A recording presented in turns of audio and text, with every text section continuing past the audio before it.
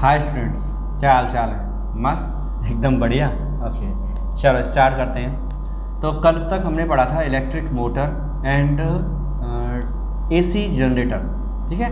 DC generator और AC generator में बहुत ज़रा सा डिफरेंस है, वो अभी हम स्टडी करेंगे। कितना डिफरेंस है वो समझो, बहुत ज़रा सा। कितना देखो, हम नीचे केवल रिंग्स की बात करेंगे और बाकी हमें कोई मतलब नहीं है, क्योंकि बाकी चेंजेस नहीं आएंगे, लेकिन दोनों हम कंप्लीट लेके चलते हैं। जैसे सपोज हम ये ले लेते हैं कॉइल, ठीक है। दो वायर्स आए थे इसके, हमने क्या किया था कल, इसे कनेक्ट किया था, एक रिंग को इससे कनेक्ट किया था, एक रिंग को इससे कनेक्ट किया था। ये एसी का स्ट्रक्चर है। किसका स्ट्रक्चर है? ये एसी का स्ट्रक्चर है, ठीक है। और उसमें हमने ये भी पढ़ा था, जब कॉइल रोटेट करेगी तो हाफ साइकिल के बाद ये पॉजिटिव है, ये निगेटिव है।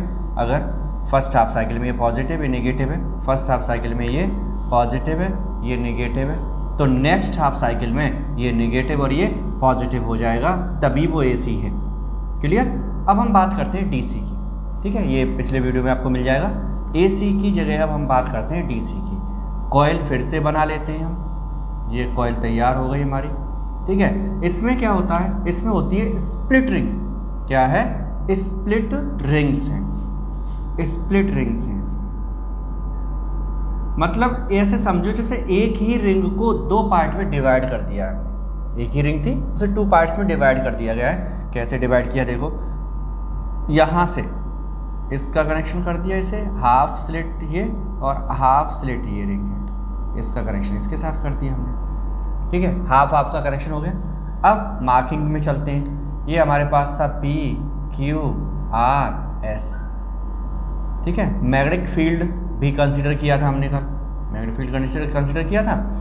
सपोज मैग्नेटिक फील्ड की डायरेक्शन यही है। कौन सा रूल लगाया था हमने? Fleming's right hand rule. Right hand rule, ये मैग्नेटिक फील्ड की डायरेक्शन, ये किसकी? Motion of the conductor. ये सपोज पी क्यू अंदर जा रहा है, इधर आपकी तरफ जा रहा है, तो ये हमने पी क्यू को इधर कर लिया, मैग्नेटिक फील्ड उधर दे दिया है, तो करंट कहाँ जाएगा? नीचे। करंट इधर फ्लो करेगा, ठीक है। इसे देखो, ये हमने अभी ऐसे लिया, मतलब मोशन अंदर था, ये रोटेट करेगी कॉइल, ये रोटेट करेगी, ये अंदर जाएगा तो ये इधर आएगा, ये इधर आएगा, ये इधर जाएगा, ऐसे ही होगा। ये इधर जाएगा, ये इधर आएगा। क्लियर है? तो अब ये इधर आ रहा है, फिर से वही मैग्नेटिक फील्ड इधर है, मैग्नेटिक फील्ड को ये शो कर दिया हमने, ये लो, ये मैग्नेटिक फील्ड है। मैग्नेटिक फील्ड किधर है? इधर। मैग्नेटिक फील्ड इधर हो गया। मोशन किधर है? ये कहाँ आएगा? बाहर, ऐसे। करंट कहाँ जाएगा? ऊपर। करंट जाएगा ऊपर, ये जा रहा है करंट। करंट कहाँ जा रहा है? ऊपर। यहाँ से करंट अंदर जा रहा है, तो ये पॉजिटिव टर्मिनल हो गया, और ये टर्मिनल कैसा हो जाएगा? नेगेटिव। एक पॉजिटिव हो गया, एक नेगेटिव हो गया, टर्मिनल नेगेटिव और पॉजिटिव हो गया। अब क्या है? कॉइल रोटेट करेगी, कॉइल रोटेट करेगी। रोटेट करने पर कॉइल का क्या होगा? देखो, कॉइल जब रोटेट करना स्टार्ट करेगी, हम एसी वाले को हटा देते हैं और हम डीसी को यहाँ पर मार्क कर देते हैं फिर से, ठीक है। ये हमने रिमूव कर दिया है। और अब हम बात करते हैं इसी की दोबारा से, इसी की। तो क्या होगा इसमें? अब ये मार्किंग हो गई रिंग्स की, स्प्लिट रिंग्स है ये हमारे पास। अब बहुत ढंग से समझना, ये रोटेट करके इधर आ गया और ये रोटेट करके उधर पहुंच गया, मतलब ये वाली आर्म अब पी क्यू हो चुकी है और ये वाली आर्म जो थी वो आर एस बन गई है, ठीक है। लेकिन क्या चेंज हुआ? चेंज क्या हुआ? रिंग वही है, रिंग वही है, आर्म चेंज होके आ गई उसके पास में। एसी में क्या था? दो रिंग अलग अलग थी, उनका कनेक्शन फिक्स था। वो चाहे आर्म आर एस यहाँ पर हो चाहे यहाँ पर, जिस रिंग से अटैच थी वो उसी रिंग से अटैच थी, वो अपना कनेक्शन अलग नहीं कर रही थी। इसमें कनेक्शन चेंज हो गया। कनेक्शन चेंज होने से क्या होगा? कनेक्शन चेंज होने से ये होगा कि अब करंट के फ्लो की डायरेक्शन की अगर हम बात करेंगे तो सेम रहना है। करंट के लिए मैग्नेटिक फील्ड वही बी है, ये हमारे पास सेम कंडीशन है, मैग्नेटिक फील्ड यही है, मतलब यही करंट मिलने वाला है। ये नीचे और ये कहाँ जाएगा? ऊपर। यानी कि यहाँ से करंट आएगा बाहर, बाहर आने का मतलब ये निगेटिव हो जाएगा, और इसमें से अंदर जाएगा तो ये कैसा हो जाएगा? प्लस। यहाँ से अंदर जा रहा है, यहाँ से आ रहा है बाहर, मतलब ये वाली अगर स्प्लिट रिंग सपोज S1 है, ये S2 है, ये S1 है, ये S2 है, तो S1 ऑल टाइम नेगेटिव रहने वाली है और S2 जो है वो हमेशा पॉजिटिव रहने वाली है। बस यही है, ये DC हो गया। DC में क्या होगा, पोलैरिटी चेंज नहीं होती है और AC में पोलैरिटी चेंज होती है।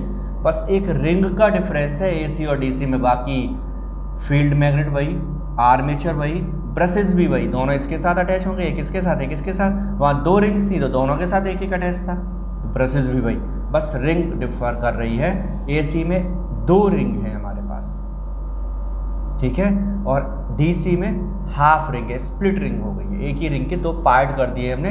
और रिंग जब कॉइल रोटेट करती है तो कॉइल के रोटेट करते समय उसके जो कनेक्शन है वो चेंज हो जाते हैं। समझ में आ गया? तो ये DC का कंसेप्ट था। कल बात की थी DC और AC जो भी है मोटर, जो भी जनरेटर, AC या DC जो भी जनरेटर था वो किस पर वर्क करता था? एक वर्ड था इंडक्शन पर वर्क करता है। किस पर वर्क करता है? इंडक्शन पे। आज हम उसी के बारे में पढ़ेंगे, इंडक्शन के बारे में बहुत कुछ पढ़ना है हमें, वो ढंग से समझेंगे पूरा, ठीक है। तो इंडक्शन की बात करते हैं तो हमें पढ़ना है, मेन टॉपिक है electromagnetic induction. Electromagnetic induction, electromagnetic induction क्या है देखो समझो। एक साइंटिस्ट थे फेराडे, कौन से हैं? Faraday. Scientist name is Faraday. Scientist है फेराडे। फेराडे ने क्या कहा? फेराडे ने कहा कि अगर, जो कल बताया था वही कंसेप्ट है, अगर मैग्नेटिक फील्ड में कोई भी कंडक्टर मूव करेगा तो उस कंडक्टर में करंट फ्लो होने लगेगा, जिसे उन्होंने नेम क्या दिया? उसे उन्होंने कहा इंड्यूस्ड करंट है। कोई भी कंडक्टर मैग्नेटिक फील्ड में मूव करता है तो उसमें करंट फ्लो होगा, जिसे क्या बोलेंगे? इंड्यूस्ड करंट, और इस फिनोमिना को बोलेंगे इलेक्ट्रोमैग्नेटिक इंडक्शन। समझ में आ गई बात? वैसे कंसेप्ट ये नहीं है, ये 10th लेवल तक सही है। जैसे हम 12th में पहुंचेंगे तो एक नया वर्ड आएगा और वो नया वर्ड है मैग्नेटिक फ्लक्स। तो अभी मतलब ज़्यादा नहीं है हमें इससे, इसे हम रिप्रेजेंट करते हैं 5B से। तो वास्तव में तो यही है, वास्तव में यही है। क्या है? फेराडे ने ये नहीं कहा था जो अभी बताया, फेराडे ने ये कहा था कि जब कोई भी कंडक्टर मैग्नेटिक फील्ड में मूव करेगा तो उसका फ्लक्स वेरी करेगा, यही मैग्नेटिक फ्लक्स वेरी करेगा, जिसकी वजह से वहाँ पर EMF, इलेक्ट्रोमोटिव फोर्स, EMF का मतलब ऐसे समझ लो नॉर्मल सा, जैसे बैटरी होती है, बैटरी को बोलते हैं भाई 6 वोल्ट की है, 12 वोल्ट की बैटरी है, तो वो उसका EMF है, ठीक है। EMF इलेक्ट्रोमोटिव फोर्स है वो, बस। तो उन्होंने क्या कहा? उन्होंने कहा अगर फ्लक्स में चेंज होगा तो क्या होगा? तो उस कॉइल हो, कंडक्टर हो, कुछ भी हो जो मैग्नेटिक फील्ड में मूव कर रहा था, उसमें EMF प्रोड्यूस होगा। और क्या होगा? और अगर सर्किट क्लोज्ड हुआ तो वह इंड्यूस्ड करंट भी मिलेगा, ठीक है। तो ये बेसिक कंसेप्ट यही है, लेकिन हमारे 10th लेवल तक हम यहीं तक लर्न कर लेते हैं कि अगर कोई भी कंडक्टर मैग्नेटिक फील्ड में मूव करेगा तो मैग्नेटिक फील्ड में उसमें क्या होगा? इंड्यूस्ड करंट प्रोड्यूस हो जाएगा, करंट प्रोड्यूस हो जाएगा, ठीक है, ठीक है। इसी कंडक्टर को हटा के कंडक्टर के साथ क्या वर्ड आया था? Magnetic flux. क्या आया था? मैग्नेटिक फ्लक्स आया था, ठीक है। तो वो कहीं भी हो सकता है, वो कंडक्टर के साथ भी हो सकता है, कॉइल के साथ भी हो सकता है। कॉइल पढ़िए, एक हमने पढ़ा सोलेनॉइड पढ़ा था, वो सोलेनॉइड भी हो सकता है जो मैग्नेटिक फील्ड में मूव करेगा। तो अगर ऐसा हुआ तो उसमें EMF प्रोड्यूस होगा, ठीक है। कॉइल अगर मूव कर रही है मैग्नेटिक फील्ड में तो उसमें भी EMF प्रोड्यूस होगा। समझ में आ गई होगी बात? तो फेराडे की बात समझ में आई। फेराडे ने क्या कहा है? कल वाली बात को रिपीट कर देते हैं फिर से एक बार। If a conductor is moving in a magnetic field, if a conductor is moving in a magnetic field, then induced current or then a current will be induced in the conductor or coil। जैसे कल coil थी, coil में induce हो गया, यही है coil, ये घूमने से ही तो करंट प्रोड्यूस हुआ। किसने बताया? फेराडे ने। और उसकी डायरेक्शन किसने बताई? वो हमने बताया फ्लेमिंग्स राइट हैंड रूल ने बताई। डायरेक्शन ही बताया, फ्लेमिंग्स राइट हैंड रूल ने बताई है, ठीक। अब समझो, अब इसी में एक वर्ड और आता है और वो है, देखो दो वर्ड्स हैं, दोनों वर्ड को हम समझ लेते हैं, थोड़ा सा डीप नॉलेज में चलते हैं थोड़ा सा। एक है सेल्फ इंडक्शन, म्यूचुअल इंडक्शन का एक पार्ट है सेल्फ इंडक्शन। मतलब अगर कोई कॉइल है, जैसे सोलेनॉइड जैसा ही हमने कॉइल बना दी है, इसमें हमने करंट फ्लो कराया, ठीक है, तो हम पढ़ चुके हैं कि इस सोलेनॉइड के अराउंड मैग्नेटिक फील्ड प्रोड्यूस हो जाएगा। इसमें क्या हो जाएगा, मैग्नेटिक फील्ड प्रोड्यूस हो जाएगा। और मैग्नेटिक फील्ड में अगर करंट फ्लो होने लगेगा, करंट फ्लो हो रहा है, करंट फ्लो होने से मैग्नेटिक फील्ड प्रोड्यूस होगा, और करंट किधर इंक्रीज हो रहा है, इधर इंक्रीज हो रहा है करंट की डायरेक्शन, जो हमने फ्लो कराया है ये वाला करंट। तो उससे क्या होगा, उससे क्या होगा, इसका फ्लक्स चेंज होता है। करंट के चेंज होने से क्या चेंज होता है, फ्लक्स, और फ्लक्स के चेंज होने से पता है ईएमएफ इंड्यूस होगा, करंट प्रोड्यूस होगा, और उसकी डायरेक्शन इसके अपोजिट होगी। इंड्यूस्ड करंट की डायरेक्शन, इंड्यूस्ड करंट आई से रिप्रेजेंट कर दिया है, इंड्यूस्ड करंट की डायरेक्शन किसके अपोजिट होगी, जो अप्लाइड है करंट उसके अपोजिट होगी। ये बात बताई है। एक और साइंटिस्ट है लेंज, किस कौन है, लेंज है, लेंज, लेंज।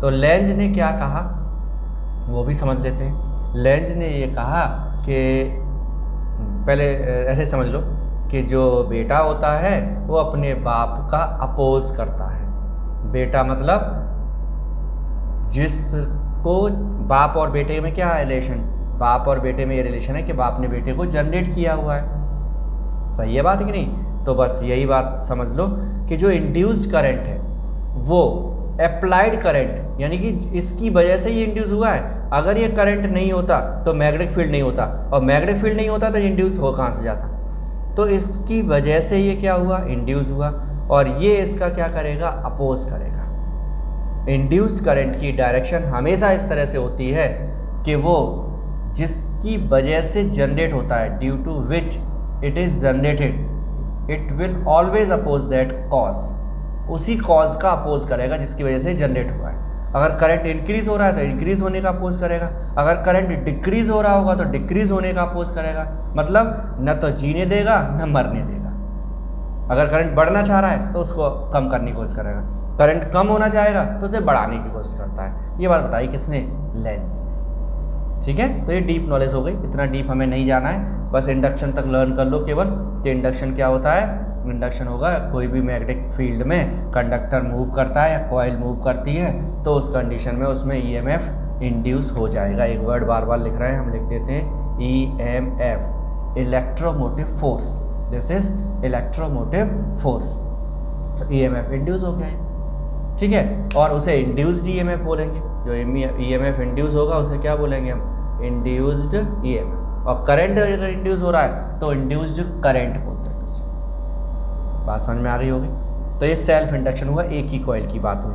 अब एक और बात करते हैं, एक और वर्ड है वो है म्यूचुअल इंडक्शन। क्या है ये, म्यूचुअल इंडक्शन। म्यूचुअल इंडक्शन में क्या होगा, म्यूचुअल इंडक्शन में टू कॉइल्स हैं, एक कॉइल ये रखी है, एक कॉइल ये रखी है। इसमें हम करंट फ्लो कराएंगे जिसकी वजह से इसमें इंड्यूस्ड करंट प्रोड्यूस्ड होगा, इंड्यूस्ड करंट आ जाएगा इसमें। एक कॉइल में चेंज कराया जाएगा करंट को, करंट चेंज होने से वास्तव में मैग्नेटिक फील्ड चेंज होता है, और मैग्नेटिक फील्ड से फ्लक्स चेंज होता है, और फ्लक्स की वजह से ईएमएफ इंड्यूस होता है। प्रोसेस यही है, करंट से मैग्नेटिक फील्ड चेंज होगा, मैग्नेटिक फील्ड से फ्लक्स चेंज होगा, और फ्लक्स से ईएमएफ इंड्यूस हो जाएगा। समझ में आ गई बात, कुछ तो आई, ठीक है। एक हाँ, बार बार एक वर्ड यूज़ कर रहा है मैग्नेटिक फ्लक्स, मैग्नेटिक फ्लक्स क्या है ना, तो थोड़ा सा इसे भी समझ लो। मैग्नेटिक फ्लक्स का मतलब है number of magnetic field lines, number of magnetic field lines, number of magnetic field lines. कौन सी, परपेंडिकुलर टू द सरफेस, ठीक है, सरफेस के परपेंडिकुलर जितनी फील्ड लाइंस पास हो रही हैं उसे बोलते हैं फ्लक्स। समझ में आ गया, फ्लक्स क्या है, number of field lines passing perpendicular to the surface, surface के परपेंडिकुलर जो फील्ड लाइंस पास होगी उसे फ्लक्स बोलेंगे। अब म्यूचुअल में क्या हुआ और सेल्फ में क्या हुआ, बात समझ में आ गई। इसमें वही कॉइल है, उसी कॉइल में हमने करंट फ्लो कराया, उसी कॉइल में इंड्यूस ईएमएफ या इंड्यूस्ड करंट प्रोड्यूस हुआ।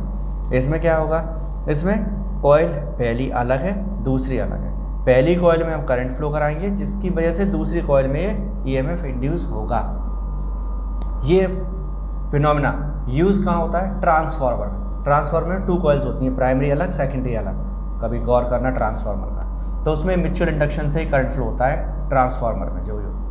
ठीक है, तो ये बात हुई म्यूचुअल इंडक्शन की और इंडक्शन की पूरी बात। ठीक है, तो क्लियर हो गया होगा ये सब कंसेप्ट। तो इसे एक वीडियो को देखना, रिपीट करना और समझने की कोशिश करना। तो इससे क्या है कि कोई भी क्वेश्चन अगर ऑब्जेक्टिव बोर्ड में कैसा भी आता है मल्टीपल चॉइस, वो मिस नहीं हो सकता इस पोर्शन में से फिर, क्योंकि इतना सिलेबस 10th लेवल के लिए बहुत सफिशिएंट है, मोर देन एनफ है। ओके।